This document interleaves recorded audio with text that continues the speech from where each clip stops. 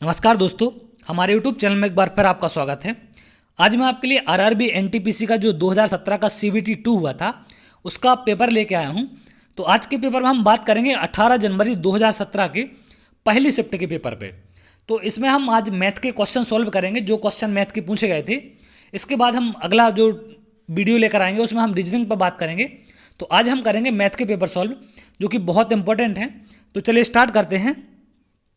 पहला क्वेश्चन था, निम्नलिखित समुच्चयों में से कौन सा सह अभाज्य संख्या बनाता है।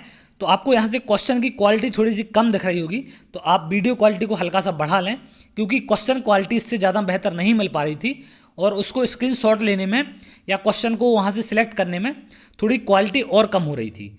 तो आप क्वालिटी को थोड़ा बढ़ा सकते हैं या फिर मैं बोलूँगा क्वेश्चन को तो आप सुन सकते हैं। तो इसमें पहला पूछा गया था कि इनमें से कौन सा समुच्चय सह अभाज्य संख्या बनाता है। तो सह अभाज्य संख्याओं का सिंपल सा मतलब होता है कि दोनों आपस में एक दूसरे से ना कटे, या किसी भी संख्या से दोनों ना कटे। क्लियर है। तो आप ये तीनों संख्याएं देखेंगे, ये तीनों क्या होती हैं, एक दूसरे से कटती हैं। तो ये आपकी सह अभाज्य नहीं है। सह अभाज्य का मतलब है कि आपस में वो ना कटे। तो पहला वाला आंसर होगा। अगला है, पी और क्यू के मासिक वेतन का अनुपात 3:4 है। यदि पी और क्यू के वर्तमान वेतन में क्रमशः 10% और 5% की वृद्धि होती है, तो सिंपल सी बात है कि पहले इसका वेतन जो 4 था वो कितना हो जाएगा, 10% बढ़ेगा तो 110% हो जाएगा। और जो इसका वेतन क्यू का 3 था वो 5% बढ़ेगा तो 105% हो जाएगा। तो अब इनका ये क्या हो जाएगा, नया अनुपात होगा पी क्यू का। तो 100 से 100 कैंसिल हो जाएगा, 5 से करेंगे तो ये 22 बार और ये 21 बार। तो 4 × 22 कितना आ जाएगा आपका 88, और यहाँ पर आएगा 63। तो ये इसका अब नया अनुपात होगा। तो आंसर था इसका फर्स्ट वाला। अगला है, के तथा एल एक काम को अकेले 15 और 20 दिनों में समाप्त कर सकते हैं। ये क्वेश्चन में मैं थोड़ी सी स्पीड रखूंगा, क्योंकि ये प्रीवियस ईयर क्वेश्चन करा रहा हूँ आपको, और आप अगर CBT 1 क्वालिफाई कर चुके हैं तो बिल्कुल आपको इतना आता होगा। तो यहाँ पर के कितने में कर रहा है, 15 दिन में। एल कर रहा है 20 दिन में। तो इनका हम काम मान लेंगे, इनका एलसीएम 60 है। तो 4 क्षमता होगी के की और 3 होगी आपकी एल की। अब ये 5 दिन 7 काम करके चले जाते हैं, तो काम के अपूर्ण भाग की गणना करें, मतलब शेष काम कितना बचा है फ्रैक्शन में बताना आपको। क्लियर है। तो 7 दिन, एक दिन में 7 काम करेंगे तो 5 दिन में कितना करेंगे, 35 काम करेंगे। तो शेष काम कितना बचेगा, हम 35 काम को इसमें से माइनस कर देंगे तो बचेगा 25 काम। अब ये 25 काम 60 का कितना है ये बताना आपको। तो 25/60, 5 से काटेंगे तो 5/12 ये होगा आपका शेष भाग। क्लियर है। तो इसका आंसर था 5/12। अगला है, एक फल के 8 डिब्बे 996 रुपये में खरीदे जाते हैं। 5 डिब्बे 10% लाभ पर तथा 3 डिब्बे 10% हानि पर बेचे जाते हैं। तो शुद्ध लाभ प्रतिशत ज्ञात करना था आपको। अब यहाँ से एक चीज़ देखें कि 8 डिब्बे 96 रुपये में खरीदे गए हैं, तो एक की कीमत क्या होगी, 1200 रुपये। अब जब एक की कीमत 1200 रुपये है, तो जब इसको 10% बढ़ा के बेचा जाएगा तो ये कितने में बिकेगा, 1200 का 110% मतलब कितना हो जाएगा, 1320 रुपये में। और जब ये 10% हानि पर बेचा जाएगा तो कितने का बिकेगा, 1080 रुपये का, क्योंकि 120 रुपये कम हो जाएगा उस पर। तो 5 बेचे जा रहे हैं आपके कितने पर, 1320 में, और 3 बेचे जा रहे हैं आपके 1080 में। तो कुल कितना इनकम होगी यहाँ से। अब जब 5 बेचेंगे तो यहाँ से कितना मिलेगा इसको, 6600 रुपये मिलेंगे। और यहाँ से कितने मिलेंगे, यहाँ से मिलेंगे 3240। तो कुल कितना कमाएगा वो, 9840। क्लियर है। तो 9840 कुल कमाए, लेकिन खरीदे कितने में थे, 9600 रुपये में। तो फायदा कितने का हो गया, 240 का किस पर होगा, कॉस्ट प्राइस पर, 9600 पर इंटू 100। तो 00 से 00 कटेगा, और यहाँ इससे जब आप कैंसिल करेंगे तो कितना आ जाएगा, 24 से काट दें तो ये 10 बार कटेगा और ये 4 बार, और 4 से इसको काटेंगे तो 2.5 आपको आंसर मिलेगा, और 2.5 ही इसका आंसर था। क्लियर है। अगला है, वह छोटी से छोटी संख्या ज्ञात कीजिए जिसको 1456 में जोड़ने पर 6, 5 और 4 से पूर्णतः क्या हो, विभाजित हो जाए। तो सिंपल सी बात है, इन क्वेश्चंस को हम सॉल्व करने के लिए, ये LCM SCF का क्वेश्चन है, तो क्या करेंगे हम 6, 5 और 4 का LCM ले लेंगे। लघुत्तम समापवर्ती लेंगे तो कितना आ जाएगा, 6 5 4 का एलसीएम आ जाएगा आपका 60। क्लियर है, कितना आ जाएगा, 60 आपका एलसीएम हो जाएगा। तो अब 60 यहाँ से एलसीएम मिल गया आपको। तो अब आपको करना क्या है, जो 1456 में जोड़ने की बात कर रहा है, तो 1456 को हम डिवाइड करेंगे 60 से और पहले देखेंगे कि कितना शेष बचता है। क्लियर है, तो 2 बार जाएगा 120 आ जाएगा, कितना बचेगा यहाँ पर 25 बचेगा, 6 यहाँ से आ जाएगा। तो मैं हल्का सा इसको ऊपर कर ले रहा हूँ स्क्रीन को। अब 60 से डिवाइड करेंगे तो कितने बार चला जाएगा इसमें, 4 बार, 240। तो कितना बच जाएगा, 16 शेष बचेगा आपका। मतलब ये संख्या क्या है आपकी, 16 कम है, मतलब 16 क्या है, ज़्यादा है। तो अगर इस संख्या 16 की जगह कितना होता, ये 60 होता, मतलब कितना और चाहिए था आपको, 44 और चाहिए था। तो 44 और अगर ये ज़्यादा होती तो ये पूरा 60 से क्या हो जाता, डिवाइड हो जाता। इसका मतलब इस संख्या को कितना जोड़ देना चाहिए इसमें हमें, 44। तो इसका आंसर क्या होगा, आप देख पा रहे हैं ऑप्शन 3 क्या है आंसर, 44। क्लियर है। अगला है 135 छात्रों की एक कक्षा में लड़कों की संख्या लड़कियों की संख्या की कितनी है, दुगनी है। वार्षिक परीक्षा में 1/6 लड़के तथा 1/3 लड़कियां अनुत्तीर्ण हो जाते हैं। तो उन छात्रों का प्रतिशत ज्ञात करना है जो परीक्षा में उत्तीर्ण हुए हैं। क्लियर है। तो पहले तो सिंपल सी बात है, 135 हैं, इसमें लड़के क्या हैं, लड़कियों के डबल हैं, मतलब लड़के कितने हैं, 2 हैं और लड़कियां 1 हैं। तो 3 की वैल्यू है आपकी 135। तो 2 की वैल्यू कितनी बन जाएगी, 2 बन जाएंगे 90 और 1 बन जाएगा 45। क्लियर है। तो लड़के हो गए आपके, बॉयस हो गए 90 और गर्ल्स हो गई आपकी, गर्ल्स हो जाएंगे यहाँ से कितनी, 45। क्लियर है। तो बॉयज़ को मैं यहाँ लिख दे रहा हूँ, गर्ल्स को यहाँ। तो 90 बॉयज़ हैं आपके और 45 क्या हैं, गर्ल्स हैं। तो 1/6 लड़के क्या हो रहे हैं, अनुत्तीर्ण हो रहे हैं। मतलब कितने उत्तीर्ण होंगे, 5/6। और लड़कियाँ कितनी उत्तीर्ण होंगी, 1/3 अनुत्तीर्ण है तो 2/3 आपकी उत्तीर्ण होंगी। तो यहाँ इसको आप कैंसिल करके जो भी आएगा यहाँ से टोटल निकलेंगे, कितने बार जाएगा इससे, 15 बार। तो 75 लड़के उत्तीर्ण होंगे और ये 15 बार, मतलब कितनी लड़कियाँ, 30 लड़कियाँ उत्तीर्ण होंगी। तो टोटल कितने उत्तीर्ण हो गए आपके, 75 और ये 105 हो जाएगा। तो आपको बताना था कि 105 135 का कितने % है। क्लियर है। तो ये इसका आंसर होता है। इसको सॉल्व करेंगे तो 77.77 आपका आंसर होगा। क्लियर है। अगला है, यदि P तथा Q का अनुपात 4:3 है, लघुत्तम समापवर्त कितना है, 36 है, तो आपको P + Q का मान बताना है। तो यहाँ से हम मान लेंगे कि अगर P Q क्या है, 4:3 है, तो इसका मतलब ये होता है कि P आपका 4x है और Q कितना है, 3x है। क्लियर है।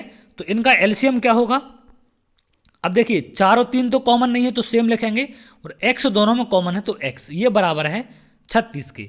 तो 12 से कट जाएगा ये 3 बार, तो x कितना आ जाएगा, 3 आ गया।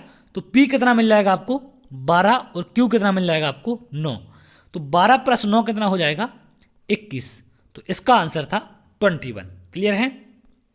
अगला है, उस उत्पाद का क्रय मूल्य क्या है यदि इसे 27,120 रुपये में बेचने पर 13% का लाभ होता है। मतलब 113% की वैल्यू दे रखी है आपको, 27,120 है, तो आपसे 100% की पूछा, तो 1% कितना हो जाएगा, 27,120 बटे 113 के, तो 100% बताना, मतलब 100% कितना आ जाएगा, इसमें हम गुणा कर देंगे 27,120 बटे 113 में 100 का, तो 113 से कट जाएगा ये 240 बार, तो टोटल आंसर क्या आ जाएगा, 240 × 100, 24,000।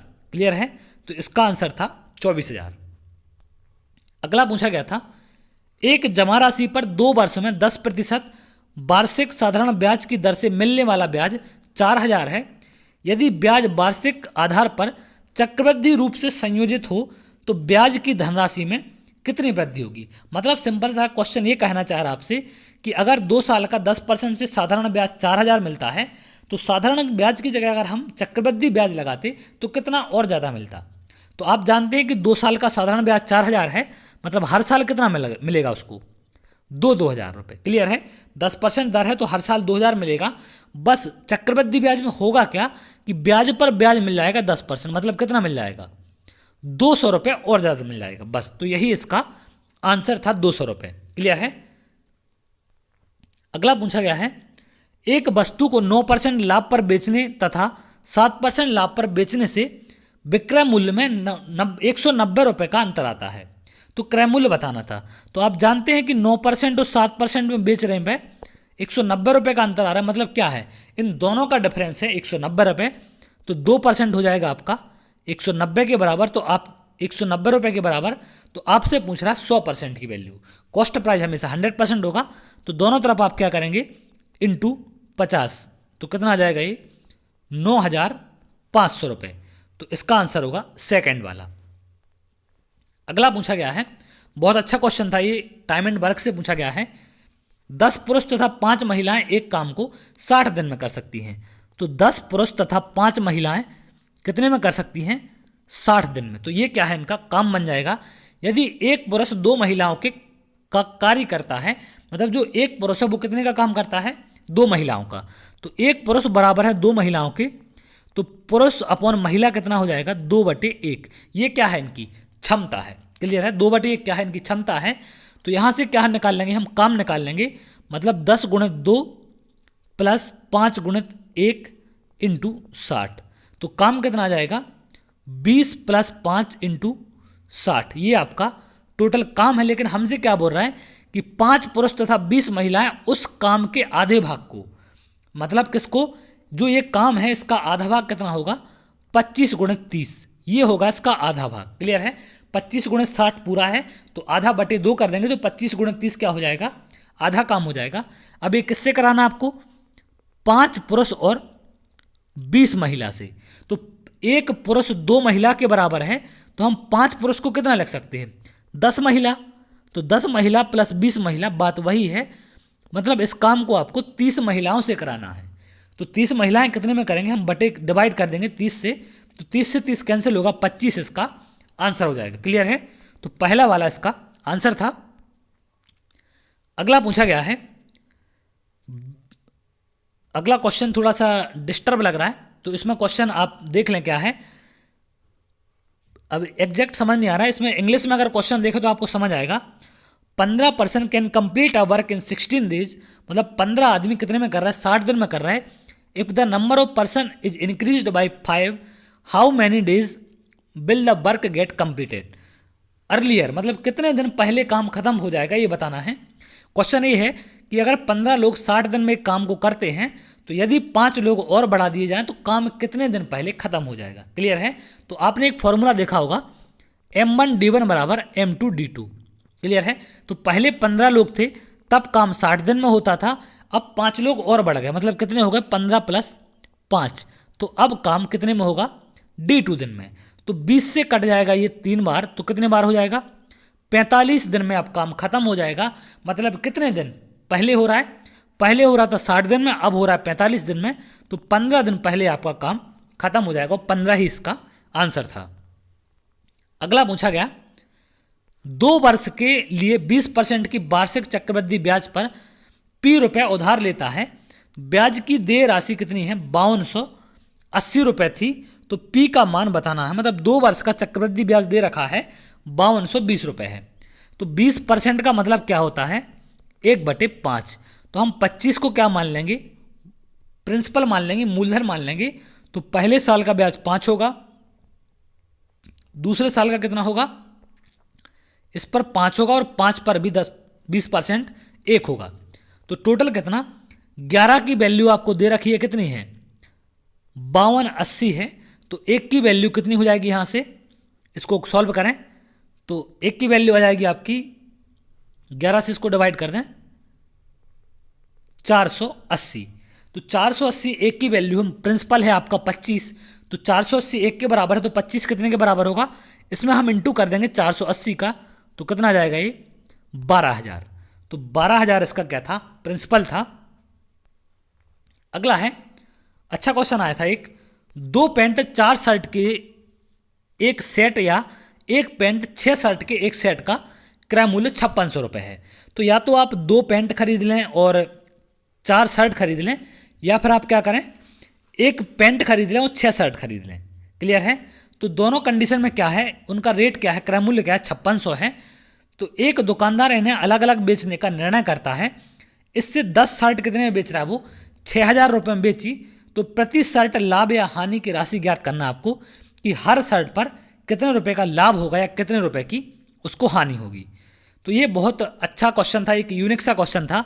तो यहाँ से अगर आप देखें कि दो पैंट या 4 शर्ट, या फिर क्या ले ले वो, एक पैंट और 6 शर्ट, ये बराबर हैं, क्लियर है। तो यहाँ से अगर आप देखें 2 पैंट में से एक पैंट माइनस करेंगे तो एक पैंट बराबर हो जाएगा 2 शर्ट की। तो एक पैंट का जो रेट है वो क्या है, 2 शर्ट के बराबर है, क्लियर है। तो यहाँ से हम क्लियर कर लेंगे कि इन दोनों का सबका रेट क्या है, 5600 है। 5600 रेट है, तो किसी भी एक से इसको हम सॉल्व कर लेंगे, एक शर्ट का रेट यहाँ से पता कर लेंगे। तो अगर 5600 रुपये है तो आप सीधी सी बात है, एक पैंट बराबर है 2 शर्ट के, तो यहाँ पर इसकी वैल्यू रख दें तो टोटल हो जाएंगी 8 शर्ट बराबर हैं आपकी 5600 की। तो एक शर्ट बराबर हो जाएगी कितने की, 700 रुपये की, क्लियर है। एक शर्ट होगी 700 रुपये की, और वो बेच कितने में रहा है, 10 शर्टें बेच रहा है 6000 में, मतलब एक कितने की बेच रहा है, 600 की बेच रहा है। तो उसको क्या होगा, यहाँ से कितना होगा,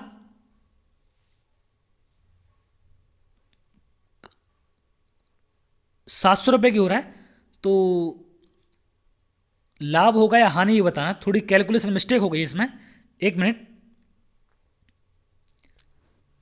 एक सेकंड, यहाँ कैलकुलेशन मिस्टेक हो गई थोड़ी सी। अब देखिए इनका रेट कितना है, 5600 है। तो आप जानते हैं कि 10 शर्ट उसने 6000 रुपये में बेच दी हैं, मतलब एक शर्ट कितने में बेच दी, 600 रुपये में बेच दी, नहीं क्लियर है। तो एक पैंट हमारा बराबर आ रहा था 2 शर्ट के, तो यहाँ से एक शर्ट की खरीद निकली थी, सॉरी सही था वो कैलकुलेशन। तो एक शर्ट की क्या निकली थी, यहाँ पर कॉस्ट प्राइस निकली थी, खरीद निकली थी उसकी, कि एक शर्ट, ये देखें आप, 700 रुपये क्या था, एक शर्ट की खरीद थी ये, और बेच रहा था वो 600 में, मतलब 100 रुपये हानि में बेच रहा था। तो ये सही है आंसर, क्लियर है। अगला था, एक क्वेश्चन ऐसा दिया गया था, 2√11, 4√3 और 3√5, 5√2 में इसको आपको आरोही या डिक्रीजिंग ऑर्डर में रखना था। तो ये कैसे रखेंगे आप, एक बहुत ही मैं शानदार तरीका बताऊंगा आपको। तो ये जो बाहर की संख्या है इनको क्या करें आप, अंदर कर दें। तो अंदर जब किसी भी संख्या को करते हैं, जैसे आप एग्जाम्पल के लिए देखें कि अगर ऐसा लिखा है, ऐसी कंडीशन है, ऐसा है, तो आप क्या करेंगे, 2 का एक पेयर बना के बाहर कर देंगे, वो संख्या ऐसी बन जाएगी। तो अगर हमें 2 को अंदर करना है तो 2 बार अंदर लिखना पड़ेगा, ऐसा, क्लियर है, तब जाके वो अंदर जाएगा, इसलिए वो बाहर डबल के पेयर में आता है, क्लियर है। तो इसको भी हम क्या करेंगे, अंदर ले जाएंगे। तो यहाँ पर 2√11 है, 4√3 है, और 3√5 है, और लास्ट क्या है आपका 5√2 है। तो जब 2 को अंदर ले जाएंगे तो 2 के पेयर में जाएगा, मतलब 2 × 2 होके जाएगा। तो अंदर 4 का मल्टीप्लाई होगा तो रूट में कितना जाएगा, 44। यहाँ पर 4 का स्क्वायर जाएगा अंदर, तो कितना हो जाएगा, 16 × 3 48। यहाँ पर 3 का स्क्वायर जाएगा तो अंदर कितना हो जाएगा, 45। यहाँ 5 का स्क्वायर जाएगा तो अंदर कितना हो जाएगा, 50, क्लियर है। तो यहाँ से अब रूट समान है, अंदर संख्या जो बड़ी होगी वो सबसे बड़ी। आपको बताना है आरोही क्रम में। तो अवरोही क्रम का मतलब होता है पहले सबसे बड़ी, फिर छोटी छोटी करके डिक्रीजिंग ऑर्डर में। तो सबसे बड़ी कौन सी है, 5√2, उसके बाद है आपकी 4√3। तो पहला 5√2, 4√3, और उसके बाद है थर्ड 3√5, और फोर्थ है आपकी 2√11। यहाँ से आप देख पाएंगे इन संख्याओं से, क्लियर है। तो इस तरीके से आप इनको डिक्रीजिंग ऑर्डर में जमा सकते हैं। अगला पूछा गया था, एक व्यक्ति ऋण अदायगी के लिए प्रति महीने 8,960 रुपये देता है, जो उसके मासिक वेतन का 28% है। मतलब ये 8,960 जो है वो कितना है, उसका 28% है। तो मासिक वेतन बताना है, मतलब 100% बताना है। तो 1% कितने के बराबर होगा, 8,960 बटे 28 के। तो 28 से कट जाएगा ये कितने बार, 320 बार। तो 100% कितने के बराबर होगा, दोनों तरफ 100 का गुणा होगा तो 32,000 इसका आंसर होगा। पहला वाला इसका आंसर था। अगला है, 4 वर्ष के लिए 5,000 रुपये तथा 5 वर्ष के लिए 4,000 रुपये की जमा राशियों पर साधारण ब्याज की एक समान वार्षिक दर होने पर कुल ब्याज 2,400 रुपये मिलता है, क्लियर है। तो जब इनका कुल ब्याज 2,400 मिलता है तो कैसे निकालते हैं हम, 5,000 पर 4 वर्ष में R% से मिला होगा ब्याज, और ऐसे ही 4000 पर 5 वर्ष में R% से ब्याज मिला होगा। तो कितना है ये टोटल? 2400। क्लियर है? तो 00 से 00 यहाँ कैंसिल हो जाएगा, और ऊपर कितना आएगा? 200R प्लस 200R बराबर कितना आ जाएगा आपका? 2400। तो यहाँ पर 400R बराबर होगा 2400 के, तो 400 से 2400 कितने बार कटेगा? 6 बार। तो 6% ही इसका आंसर था। अगला क्वेश्चन देखते हैं। 14 सेंटीमीटर त्रिज्या वाले एक वृत्त की परिधि में वृद्धि ज्ञात कीजिए यदि त्रिज्या 7 सेंटीमीटर क्या कर दी जाए? वृद्धि कर दी जाए। क्लियर है? 7 सेंटीमीटर अगर त्रिज्या को बढ़ा दिया जाए तो हमें बताना है कि उसकी जो परिधि है उसमें कितना बढ़ोतरी हो जाएगी या कितनी वो बढ़ जाएगी। तो अगर 14 सेंटीमीटर पहले त्रिज्या थी तो परिधि कितनी होगी? 2πr होती है परिधि, आप जानते हैं। तो 7 सेंटीमीटर बढ़ेगी तो कितनी हो जाएगी? वो पहले 14 थी, बाद में कितनी हो गई? 7 सेंटीमीटर बढ़ के 21 हो गई। तो पहले त्रिज्या 14 थी, बाद में 21 हो जाती है। तो परिधि कितनी बढ़ेगी? हम 21 वाले में से 14 वाली परिधि को माइनस करेंगे, मतलब 2 × 22/7 × 21 होगी, और दूसरी माइनस कर देंगे कितनी? 22/7 × 14। तो 7 से कट जाएगा ये 3 बार, और ये 2 बार कटेगा। अब यहाँ देखें आप, 22 × 2 44 कॉमन आ जाएगा, अंदर क्या बचेगा? 3 - 2। तो 44 × 1 44 इसका आंसर होगा। तो आप गुणा ना करके थोड़ा सा अपना माइंड एक्स्ट्रा लगा लेंगे, क्योंकि यहाँ से आपको गुणा करना बच जाएगा। या तो आप 2π के रूप में सीधा लिखते इसको तो और आसान हो जाता। कैसे? इसको मैं थोड़ा सा साफ कर दे रहा हूँ। तो आप 2π के रूप में सीधा कैसे और आसान बना देते इसको कि 2πr कितना है? 21। इसमें से माइनस करना है 2πr कितना है आपका? 14। क्लियर है? तो 2π कॉमन आता, अंदर क्या बचता? 21 - 14 मतलब 7। तो 2 × 22/7 × 7, 7 से 7 कटता कितना आता? 44। तो दोनों तरीके हैं, जो भी आपको सही लगे आप उससे कर सकते थे। अगला है, निम्नलिखित में से कौन सी भिन्न 3/5 तथा 7/8 के बीच है? तो 3/5 को सॉल्व करेंगे तो 0 पॉइंट कितना आ जाएगा? ये 6 आ जाएगा। इसको सॉल्व करेंगे तो कितना आ जाएगा? सॉल्व करें 0.8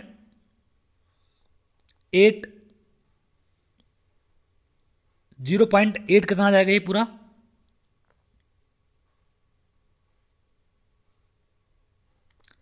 87 के लगभग ये आएगा, 0.87 और 0.6। तो आप इनको सॉल्व करके देखेंगे तो 6/7 इनके बीचों बीच आएगा। क्लियर है? अगला पूछा गया था sin 30 इसको मैं लिख दे रहा हूँ, ये ज़्यादा छोटा क्वेश्चन है तो आपको दिख नहीं रहा होगा। sin 30 cos 45 × sin 45 cos 30। Clear है? तो sin 45 का और cos 45 का मान सेम होता है, तो ये दोनों वैल्यू कैंसिल हो जाएंगी। sin 30 कितना होता है? 1/2 बटे में क्या आ जाएगा? cos 30। cos 30 कितना होता है? √3/2। तो 2 से 2 कैंसिल होगा, कितना आ जाएगा? 1/√3। तो इसका आंसर होगा 1/√3। अगले क्वेश्चन की ओर बढ़ते हैं। अगला क्वेश्चन क्या है आपका? यदि 2a/m कितना है?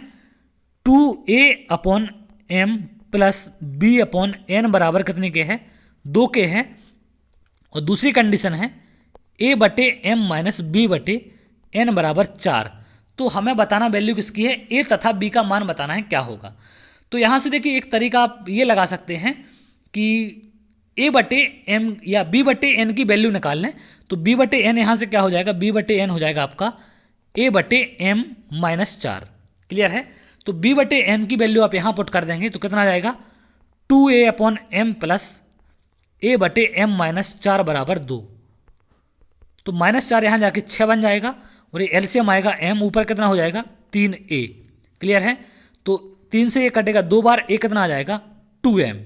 तो a की वैल्यू होगा यहाँ से 2m, तो a हमें मिल गया कितना? 2m। अगर a 2m मिल गया तो a की वैल्यू हम कहाँ रख देंगे? यहाँ पर। तो a की वैल्यू जब आप 2m रखेंगे इसमें तो b कितना आ जाएगा? इसको 2m रखें तो 2 - 4 बराबर आ जाएगा b/n। तो -2 बराबर b/n, तो b कितना आ जाएगा? -2n। क्लियर है? तो 2m और -2n इसका आंसर होगा पहला वाला। अगला है एक संख्या के 3/5 का 2/3 42 है। तो एक संख्या x है, उसके 3/5 का 2/3 कितना है? 42 है। तो उस संख्या का 1/3 बताना है। तो पहले तो यहाँ से आप संख्या निकाल लें। क्या निकलेगी संख्या? 3 से 3 कैंसिल हो जाएगा, 2 से ये कटेगा 21। तो 5 यहाँ मल्टीप्लाई होगा तो x कितना आ जाएगा? 21 × 5। अब हमें संख्या का 1/3 बताना, मतलब इसका 1/3। तो 3 से कटेगा ये 7 बार, कितना आ जाएगा? 35। तो 35 इसका आंसर था। अगले क्वेश्चन की ओर बढ़ते हैं। ये संख्या लिखी गई है, इसमें आपको बहुलक बताना है, मोड। तो मोड क्या होता है? सबसे पहली बात तो आपको मोड पता होना चाहिए। मोड का मतलब होता है कि जो संख्या सबसे ज़्यादा बार आती है वो उसका मोड होता है। तो यहाँ पर आप देखेंगे तो 120 सबसे ज़्यादा बार आया है, तो यही इसका क्या होगा? मोड होगा। क्लियर है? अगला है छूट प्रतिशत ज्ञात करना है आपको। यदि 90 रुपये अंकित मूल्य वाली वस्तु को या एक किताब को 76 रुपये में बेच दिया गया, मतलब 90 मूल्य उसका मार्क प्राइस था और सेलिंग प्राइस कितनी है? 76। तो कितने की छूट दे दी गई यहाँ पर? 14 रुपये की। किस पर दी गई? छूट हमेशा मार्क प्राइस पर दी जाती है, इस बात को याद रखेंगे। क्लियर है? तो 14 रुपये की छूट है 90 पर, तो इंटू 100 करना आपको। तो इसको सॉल्व करेंगे, क्या मिलेगा? 15.56%। क्लियर है? अगला है 111 रूसी, 407 चीनी और 259 जापानी यात्रियों एक जगह एकत्रित हुए। यदि किसी भी व्यक्ति को छोड़े बिना ऐसे समरूप दल में बनाया जाए कि हर दल में एक राष्ट्रीयता के व्यक्ति की संख्या समान रहे, तो प्रत्येक दल में व्यक्तियों की कुल संख्या क्या है? तो इस क्वेश्चन का मतलब सिंपल सा ये है कि 111 रूसी हैं, 407 चीनी हैं और 259 आपके जापानी हैं, और हर ग्रुप में एक ही नेशन वाले, एक ही राष्ट्रीयता वाले लोग होने चाहिए। मतलब आपसे सिंपल सी बात है, इसका HCF पूछ रहा है। क्लियर है? आपसे क्या पूछ रहा है? HCF पूछ रहा है। तो HCF निकालने के लिए आप किसी भी दो संख्या को डिवाइड करके देख लें। भाग विधि से या डिवीजन प्रोसेस से हम इसको भाग करेंगे तो कितने बार चला जाएगा? ये 3 बार। तो कितना आएगा? 333 आ जाएगा। अब यहाँ कितना बचेगा आपका रिमाइंडर? 4, 74 बचेगा। अब 111 यहाँ पर लिख लेंगे आप, इसको थोड़ा सा ऊपर कर लें तो कितने बार होगा? 1 बार। तो कितना बचेगा यहाँ पर? 74। शेष क्या बचेगा? ये 37 से जब आप डिवाइड करेंगे 74 को तो 2 बार हो जाएगा 74। तो ये क्या आ जाएगा आपका? ये लास्ट वाला 37। यहाँ से HCF मिल गया, लेकिन आपको चेक करना पड़ेगा क्या इससे थर्ड संख्या डिवाइड है। तो हम थर्ड संख्या को इसमें चेक कर लेंगे कि 37 से क्या 259 डिवाइड है। तो कितने बार डिवाइड हो जाएगी? देखिए लास्ट में डिजिट आपको क्या चाहिए? 9 चाहिए। तो सिंपल सी बात है, 7 का मल्टीप्लाई करना पड़ेगा। तो 259 बार ये डिवाइड हो जाएगी बिल्कुल। और आंसर क्या होगा? 37। इसमें 21 दे रहा है, चूंकि ऑप्शन ये गलत है तो आप एक नया ऑप्शन बना सकते हैं। 37 इनने ऑप्शन माना है 221, जो कि गलत है। आंसर होगा इसका 37। करेक्शन कर लें इसमें। अगला पूछा गया था, जमा की गई 8500 रुपये की धनराशि 3 वर्ष में साधारण ब्याज 2040 रुपये हो जाता है, तो ब्याज की दर बताना था आपको। तो सिंपल सी बात है, 8500 रुपये 3 वर्ष में 8% से कितना हो जा रहा है? 2040 हो जा रहा है। तो 00 से 00 कैंसिल हो जाएगा। 3 से इसको कैंसिल करें कितनी बार हो जाएगा? ये हो जाएगा आपका 680 बार। तो इसमें आप 8 का गुणा कर देंगे तो 8 बार कटेगा। R से सीधा ये कितना आ जाएगा? 8%। तो 8% इसकी रेट थी। तो कुछ आसान से क्वेश्चन भी आपको दिए जा रहे हैं। अगला है, 2 धनात्मक पूर्णांकों का योगफल 42 है, मतलब x + y कितना है? 42 है, और उनका अंतर कितना है? 4 है। तो यहाँ से आप सीधा इनको जोड़ेंगे तो 2x बराबर कितना आ जाएगा? 46। तो x आ जाएगा आपका 23। x की वैल्यू इसमें रखेंगे तो y कितना मिल जाएगा आपको? 19। तो 19 × 23 बताना था, कितना आएगा? ये हो जाएगा 437, और यही इसका आंसर था। क्लियर है? आप लास्ट के डिजिट से अंदाजा लगा सकते थे कि 9 × 3 होना है तो लास्ट डिजिट 7 होनी चाहिए। तो एक ही ऑप्शन 2 था सेकंड नंबर का, जिसका लास्ट डिजिट क्या था आपका? 7 था। क्लियर है? तो आपको इनको गुणा करने से भी बचना है, थोड़ा सा ऑप्शन पर नजर रखनी है जिससे आपका टाइम बच सके। तो अगला क्वेश्चन है, एक आयताकार बोर्ड की लंबाई उसकी चौड़ाई की 4 गुनी है। तो बोर्ड कुछ इस तरीके से है कि जो उसकी लंबाई है उसकी चौड़ाई उससे क्या है? 4 गुनी है। यदि बोर्ड का क्षेत्रफल 256 वर्ग मीटर है, मतलब x इंटू 4x बराबर दे रखा है आपको 256 के, तो जब 4 से इसको काटेंगे कितने बार कटेगा? 64 बार। तो एक्स स्क्वायर बराबर आ जाएगा 64, तो x आ जाएगा आपका 8 के। x 8 है तो 8 इंटू 4 कितना हो जाएगा? ये 32। और यही आपसे पूछ रहा था, लंबाई पूछी थी तो लंबाई कितनी होगी? 32 होगी, और अगर चौड़ाई पूछता तो आपकी 8 हो जाती। क्लियर है? अगला है, एक नाव की स्थिर जल में 12 किलोमीटर प्रति घंटा है तथा धारा की चाल कितनी है? 3 है। क्लियर है? एक व्यक्ति नाव से धारा के प्रतिकूल 135 किलोमीटर जाकर अनुकूल दिशा चलते हुए प्रारंभिक बिंदु तक वापस आने में, मतलब 135 किलोमीटर जाता है और 135 किलोमीटर ही वो क्या कर रहा है? वापस आता है। क्लियर है? तो पहली बात जब वो धारा के अनुकूल जाएगा या डाउन स्ट्रीम में जाएगा, धारा के साथ जाएगा, तो स्पीड क्या होती है? प्लस होती है, मतलब 12 + 3 तो कितनी हो जाएगी? 15 हो जाएगी। और स्पीड जब 15 होगी तो 135 किलोमीटर को कवर करने में कितना लगेगा? 15 से हम डिवाइड करेंगे तो 9 घंटे। और जब वो अप स्ट्रीम जाएगा या विपरीत दिशा में जाएगा, उसके प्रतिकूल दिशा में, तो स्पीड क्या होती है? 12 - 3 बराबर 9 हो जाएगी। तो 9 से डिवाइड करेंगे तो कितना टाइम लगेगा यहाँ पर? 15 घंटे। तो हमें दोनों में बताना था, तो इसको हम क्या करेंगे? जोड़ देंगे, तो टोटल 24 घंटे इसका आंसर होगा। क्लियर है?